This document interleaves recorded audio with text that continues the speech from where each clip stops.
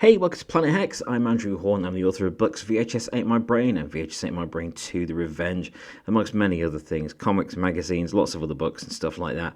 I like to talk about cult movies, VHS culture, retro movies, games, music, cartoons, comics, the writing life, and a bunch of other stuff like that. That scratches the retro itch. This is one of your bonus episodes. There's a full episode at the week each weekend of Planet Hex. This is one of your bonus episodes. I'm going to talk about VHS culture that I found this week, and I'm finding more and more of it. I must say that there is a lot of stuff going on out there in terms of retro stuff. I mean, like, not just things being released on VHS. There is a big one coming out on not on VHS, but things that relate to the era, the VHS era, the video rental era, stuff you would see on TV, stuff you would see in rental stores back then, and cinemas, the grindhouse cinemas around the world, that sort of thing. So it's really refreshing to see that there is a definite upswing in terms of people posting stuff about it and people talking about this. There is more and more interest in retro media and cult films and things like that, and I'm absolutely on board for that. Speaking of which, look out soon for the unveiling of the cover and the title of the first VHS Ain't My Brain spin-off book. Keep them peeled, tapeheads. So the first story I've got to talk about tonight is this one that I found on flickeringmyth.com. 7 crazy cult 80s movies you may have missed. Bet you I've not missed these, but there is some. I know that I can see just from the thumbnail here. There's some gold that you guys need to check out if you haven't already. So let's see what these 7 movies have to offer. So the first one here is Dead End Driving. Yeah, absolutely. It's an Australian movie, but it's got all the 80s trappings you could want, and no matter which area you like your movies to come from. But this is really, really cool. Dead End Driving. It's a lot of crazy stuff. When some buddies, a couple finds themselves trapped in a drive-in that they can't get out of. It's a very quite a simplification of it, but you know you're gonna love that. Do check it out if you're a fan of 80s exploitation movies. The next one here is from 1989, Dr. Caligari. So yeah, this was an odd one. This was an odd entry. So if you're not familiar with what Dr. Caligari was, there was a classic silent black and white horror movie called The Cabinet of Dr. Caligari. I think it was Das Cabinet of Dr. Caligari, or The Somnambulist in some areas. But I know it is The Cabinet of Dr. Caligari. I studied that at college, actually, when I was learning how to make films and stuff like that about 1 billion years ago, and things were still on tape. So, you know, I'm extremely old. But yeah, this was not like a remake of it, but sort of an additional piece in that sort of vein. Very strange visuals, quite erotically charged. Erotically charged. I would put like a Matt Berry voice on for the erotically charged. But yeah, it was. What am I doing with my life? This is great. I love this. This is a weird fever dream of a movie. Perfect for, say, a triple bill with Naked Lunch in Society. Why not? Just mess yourself up. And Jacob's Ladder. Stick that on as well. You'd never be the same person again. Bona fide masterpiece here. We've got Killer Clowns from Outer Space from 1988 by the Chiodo Brothers. That was so good. In fact, that has been reclassified. It's no longer a 15. It has been reclassified by the BBFC. It is now a 12. That's why the kids have been watching it and they love it. And Killer Clowns from Outer Space is something that has maintained, well, actually, it's like built a larger and larger following as the years have gone on. Yeah, it's cheap, it's tacky, it's kitsch, but it's marvellous. It's one of the silliest, most fun evenings you can have, honestly. There's a bunch of like Funko Pops out now and action figures. There was even a video game. There was talk as well of a sequel. Don't know where that's got up to be honest. I kind of lost touch with that. But this is so fun. It has such a great vibe to it. And it's one of those where you can see that all the cast were in on the joke. They knew what they were in. They knew what they were doing. Absolutely marvellous. Hell Comes to Frogtown, yep. Odd viewing, but a lot of things in that era, very weird viewing, but that's only to be commended. Earth Girls Are Easy, so. Jeff Goldblum alien comedy, it's alright. Not one I'm particularly a big fan of myself, but it's one of those, like, it's 80s, so, you know, I've seen it. It's fun, but it's not brilliant. This one, I don't know about here. Straight to Hell. This is by the director of Repo Man and Sid and Nancy. That's Alex Cox. Spaghetti Western. A spaghetti western that has a devil may care punkish action comedy vibe about it. I don't know about this. I'm going to have to look this one up. I love this. See, there's always something new to find, even if it's an era or a genre that you're really familiar with. You'll always find something from that era or that genre that you have not experienced. And Straight to Hell is one good example of that. So I will be checking that out. Excellent. Cue the Winged Serpent. Yeah, that's a weird one. It's a weird vibe. It's funny. It's got the fantasy elements. It's got some nice effects in it that haven't really aged well, but still an interesting one to look at. And that wasn't 7. Where's the other ones? Was that 7? I've lost count. It's the age of my poor adult brain. That's a nice picture. Nice bunch of stuff to check out over on Flickering Myth, and then to dive into on VHS, DVD, Blu-ray, streaming, downloads, YouTube. Everything's probably on YouTube anyway. Yeah, you can find this on YouTube, so that might be. Next thing I found here. This caught me. I listen to a lot of radio, and I listen to a lot of retro radio. I listen to a lot of music. I listen to vinyl through the day, CDs, streaming, things like that. But I do always listen to the radio in the morning while making breakfast, and my preferred station of choice is Greatest Hits Radio. And this made me this caught my eye. So I hear a lot about Rayo on that station. The ultimate 80s movie song, the vote for the ultimate 80s movie song. Which song will be crowned champion? Now, my favourite 80s movie songs, number 1 is Dream Warriors by Dokken from Nightmare on Elm Street 3, Dream Warriors, and the Trick or Treat from Trick or Treat, rock and roll, rockin'. Don't sing, Andrew, that's bad. Those are definitely my favourite 80s movie songs, but let's see what's on this list, what you can vote for. Oh, okay. So Dude Looks Like a Lady by Aerosmith, Living Daylights by a-ha, Forever Young by Alphaville. Oh, that's what got here near. They need to stick out. Take My Breath Away by Berlin. I love an 80s power ballad. Wind Beneath My Wings, I heard that too much back in the day. I've Had the Time of My Life from Dirty Dancing. Rebel Yell by Billy Idol. That'll probably get my my vote. What else have we got? Call Me by Blondie. Holding Out for a Hero. What was that in? I've forgotten. I don't know. Goonies Are Good Enough. There you go. Goonies Are Good Enough by Cyndi Lauper. Out of this list. Even over Magic Dance from Labyrinth, I think it's going to have to be Goonies Are Good Enough. But there's quite a list there. Go over to hellorayo.co.uk and you can find this list if you want to go and vote. Oh, this is Almost Fire, Man in Motion by John Parr. Love that song. Love it. Oh, 80s by Killing Joke, as seen in Weird Science. The kids know that song very well.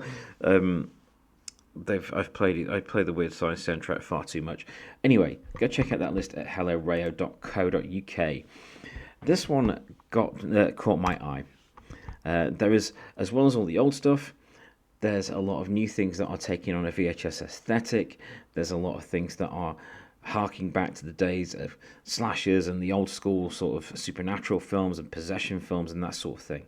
And this movie feels like it escaped a VHS tape and it's free on Tubi. I am developing a problem with Tubi, to be honest. Mainly because it's free and it's full of crap that I would love. To the point where I do wonder who else would watch a lot of this stuff other than literally me. So thanks, Tubi, for being like my personal bonus library. Appreciate that. So the Tubi horror film is a time machine to the glorious decade. What is it? The House of the Devil. Okay. Yeah, fair enough. So yeah, definitely watch House of the Devil. Check out this piece over on cnet.com about this movie. Feels like it escaped a VHS tape, free on Tubi, and I'll explain why House of the Devil is like that. But yeah, great recommendation there. Speaking of new releases, we've got Escape from New York returning to VHS with brand new artwork. So Vice Press, the dudes at Vice Press Home Video, look at that. Bringing Escape from New York, the John Carpenter post-apocalyptic dystopian sci-fi masterpiece, back to VHS, and look at that tape. That tape is so cool. I love it. How can you not love that? That is great. I wouldn't want to play it though. the movie will be on the tape, but I'm not sure I'd want to play it because that tape just, I wouldn't trust players, to be honest, to not knacker something that cool looking. But do check that one out. That's over on gizmodo.com. There is a write-up about that. Look at that as well. That looks so good. Yes. Anyway, so do go check those out. That is a beautiful, beautiful thing that's going to come out. Millennials debate the best VHS movie, best mediocre VHS movie, and gawk at the entries. Now, what caught me about this piece? This is over on good.is. It's the line under there. It wasn't good, it wasn't bad, but it was always next to the VCR. Now, people that grew up with VHS tapes, they'll always remember a few that were around the house that were all right. Nothing amazing, nothing particularly enjoyable or well made, but there was always a few things that you'd watch again and again because they were there, and you became fond of them even though they were junk. So let's see what they say about this in here.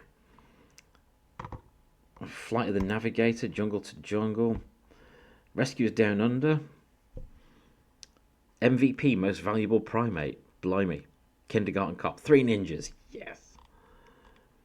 There's a bunch of stuff on there, so do check out this piece. This is a good piece over on good.is. Millennials debate the best mediocre VHS movies. That is a nice one to delve into. What were yours? Tell me in the comments below. That would be awesome.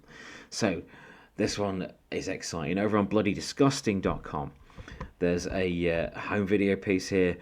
The Beyond 4K review. Strong contender for best physical media release of the year.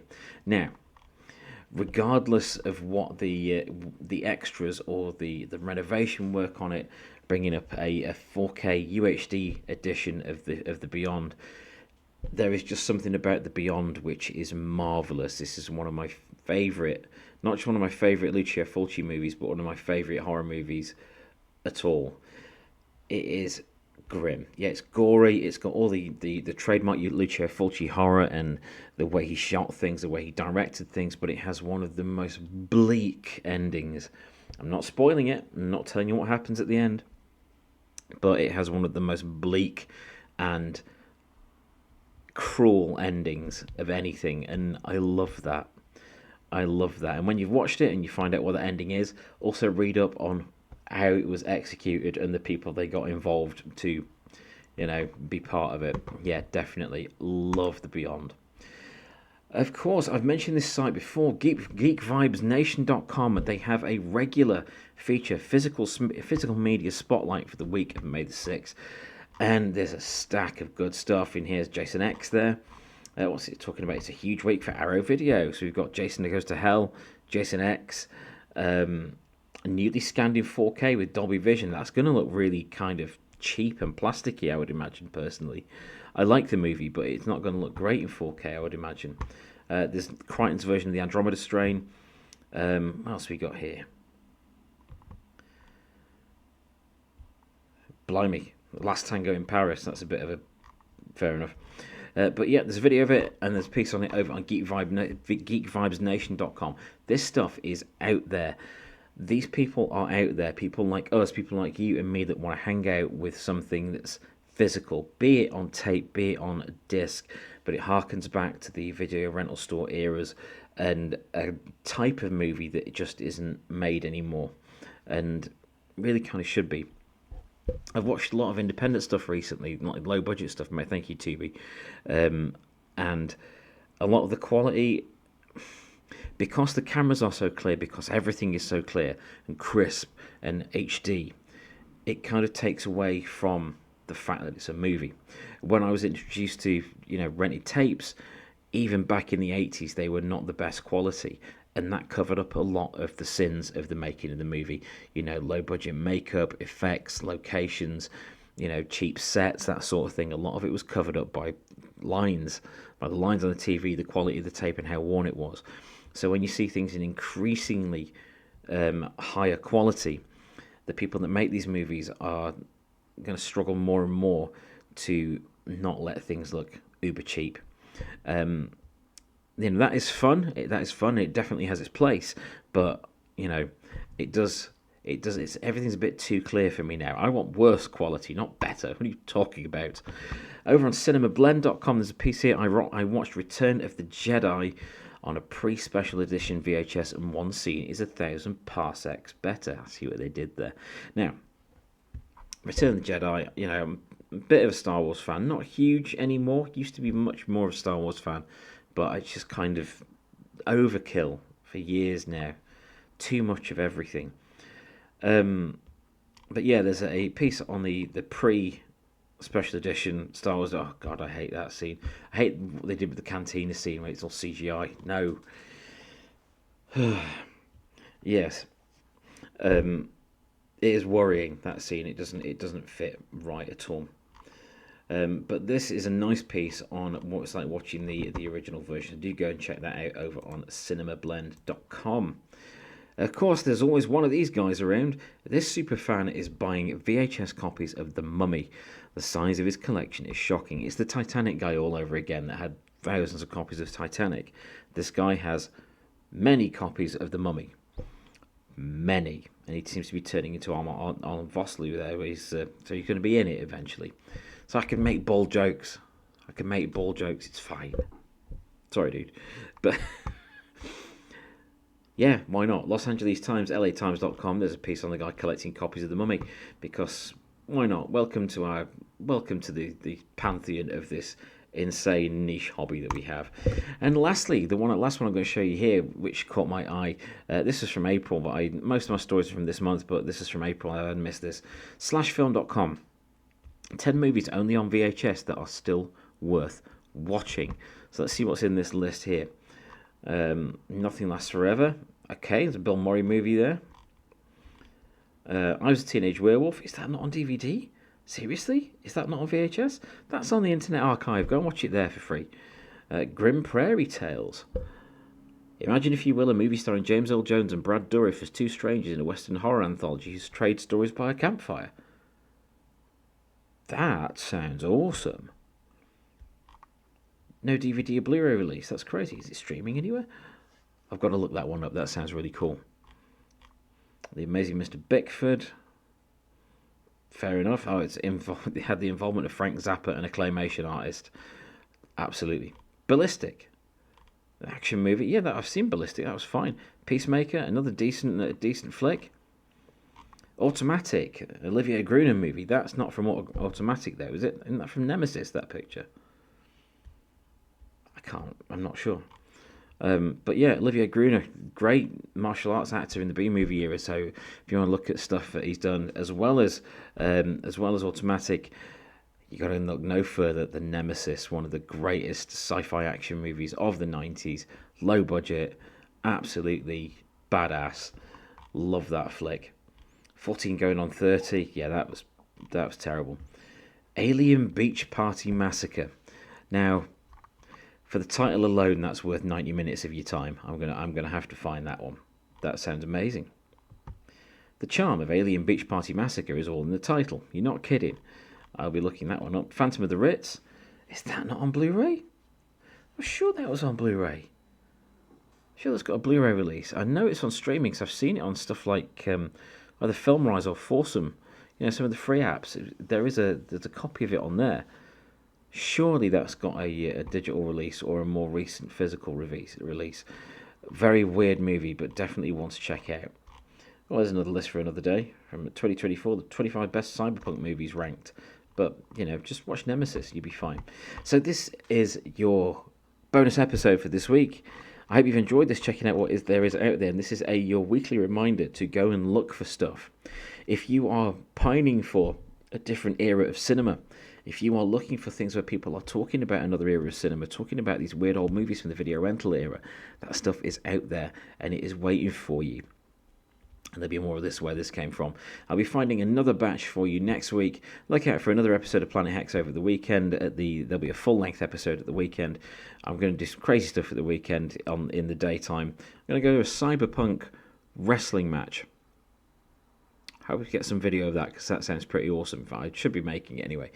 But yeah, Thank you for watching this episode of Planet Hex. Please do join me for the next ones. Also listen out for the VHS 8 My Brain podcast, which comes out here on YouTube as well as on Audible, Amazon Music, where else? Spotify, all those sorts of places. Look out for that too, and look out soon for the announcement of the new spin-off book, the first spin-off from VHS 8 My Brain, which will be announced very soon. It has a tentative release date, September the 28th, so get ready.